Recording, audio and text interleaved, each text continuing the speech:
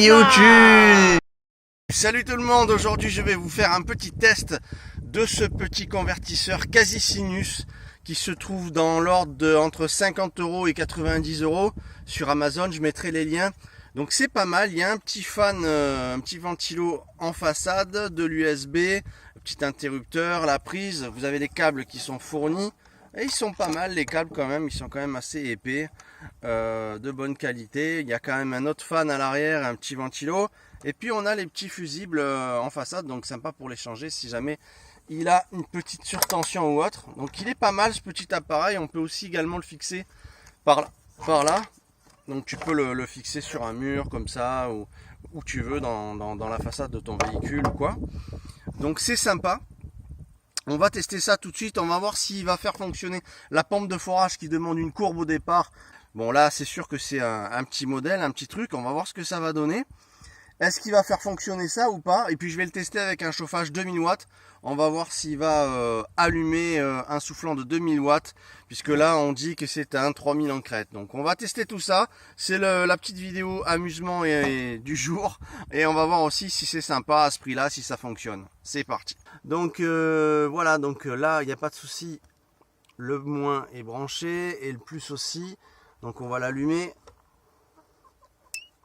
Clac, il s'est allumé. Maintenant on va brancher la pompe de forage et voir si ce petit appareil peut faire fonctionner cette pompe qui est à 1100 watts et demande une belle courbe au départ. Donc je pense qu'elle doit demander dans les 1500 au départ. On va voir. Donc je le rappelle, il s'agit d'un essai, hein, c'est pas du tout un montage. Là je teste sur la batterie de ma voiture. Donc on va voir. Donc je vais brancher. C'est parti. Donc je démarre le moteur pour lui mettre un petit peu de pêche. Parce que bon, c'est pas une énorme batterie, donc on y va. Hop, il est parti apparemment, il s'est mis en fonction. On voit le ventilo aussi qui s'est mis à tourner. On va voir ce que ça donne sur la pompe de forage. Hop, eh ben, il fait bien son boulot. Il a bien fait partir quand même la pompe de forage qui, je le rappelle, demande au départ une courbe. Hein. Donc ça marche impeccable, pas mal du tout, je suis quand même content. L'idée c'est quoi? C'est de faire une vidéo pour voir si ce genre de petit appareil peut quand même dépanner, peut quand même marcher. Et là, il n'y a pas de souci, il fonctionne 90 € et il envoie vraiment la pêche. On va le tester après avec un chauffage soufflant, même s'il fait très chaud en ce moment. Mais c'est juste pour le test. Il se met pas en sécurité, ça fait 10 minutes qu'il tourne, ça se passe bien. Alors il y a du USB en façade, oui c'est pas mal, mais franchement... du 12-220 pour avoir du chargement en USB, c'est stupide. Autant avoir de l'USB en 12 volts. Hein. N'achetez pas ça pour avoir de l'USB surtout. Hein. C'est juste un petit gadget de plus, j'ai envie de dire, qui permet de recharger votre téléphone ou quelque chose comme ça si vous le faites tourner, mais à ne pas utiliser uniquement pour cet effet quoi. Donc il a quand même deux petits ventilos.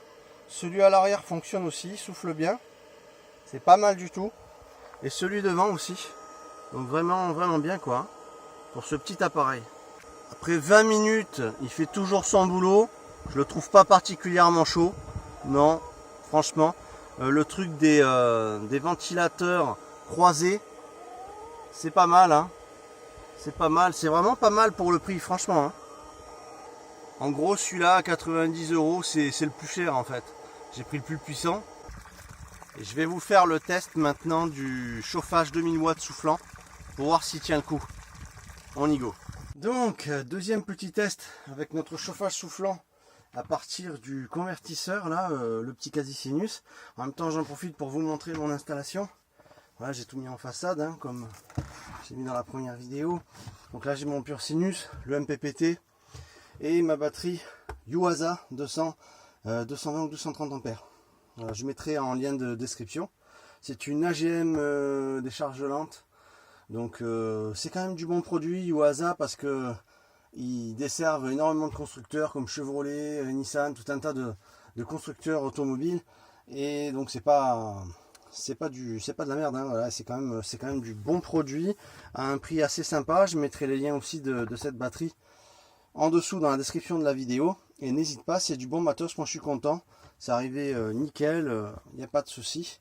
Donc on va tester notre petit convertisseur Casisinus Celui-là qui est dans les, je crois qu'il fait qu'à 90 €, un truc comme ça, je mettrai les liens aussi.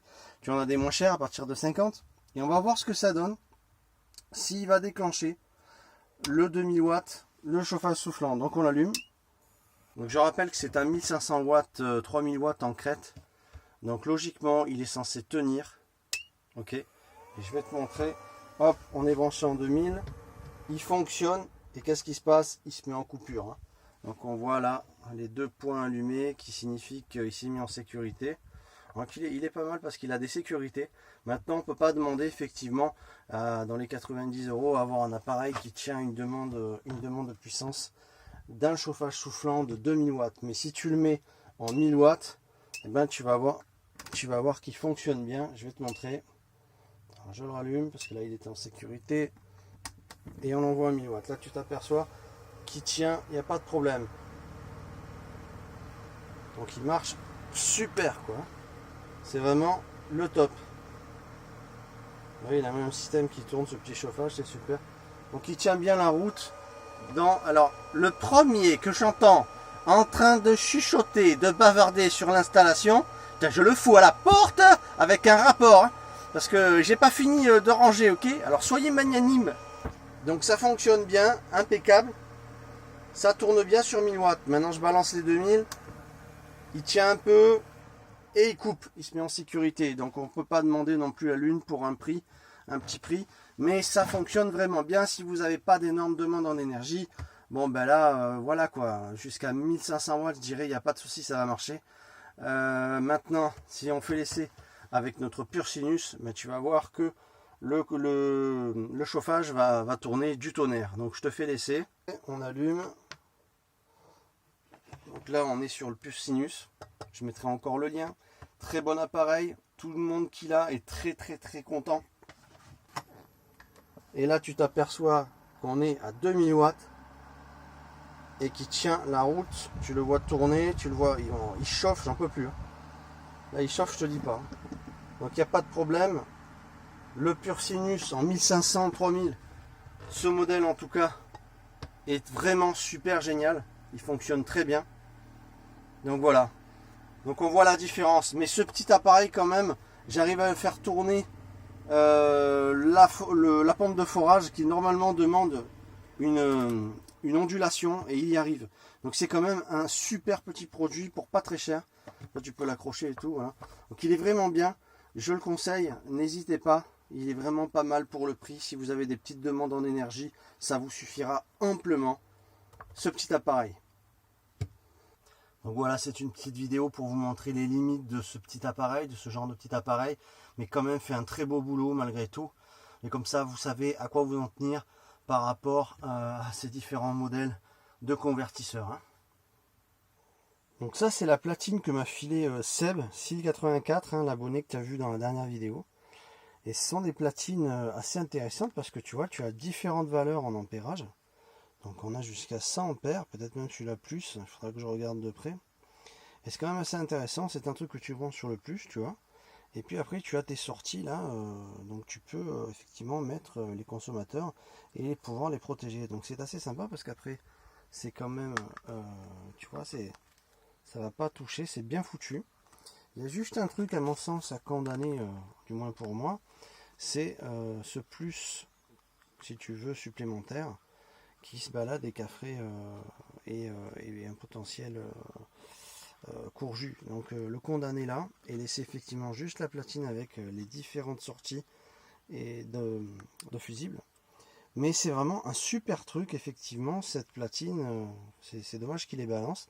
En tout cas moi je suis content parce que du coup il me l'a filé et je pense que ça va me servir pour les prochaines installs ou même peut-être prendre ce gros fusible là qui me plaît bien et je vais l'installer directement sur ma petite install là, ça sera pas de trop. Voilà, j'ai récupéré un des fusibles de la grosse platine de Seb, merci à Seb encore, et donc voilà, c'est impeccable, tout fonctionne bien, le pur sinus s'est mis en fonction, les 2000 watts de chauffage tournent. Voilà, on a un calibre de 150 en ampères, donc c'est quand même bien, c'est quand même valable. Et ça tourne bien, ça fonctionne bien. Donc on vérifie bien la chaleur. Hein. Donc les fils, c'est normal qu'ils chauffent parce qu'il y a de la demande ça devient très chaud, donc il faut bien vérifier que tout fonctionne bien, que ça se déforme pas, que ça fond pas, hein. Donc c'est l'occasion de bien vérifier. Alors c'est normal que le plus soit très chaud, donc il faut voir, il y a une certaine limite. Là on est quand même en 2000 watts, donc voilà, je vérifie bien que tout est sécurité, quoi. Là ça tourne bien, c'est opérationnel, nickel, tout va bien. Franchement c'est cool. Calling out Mayday.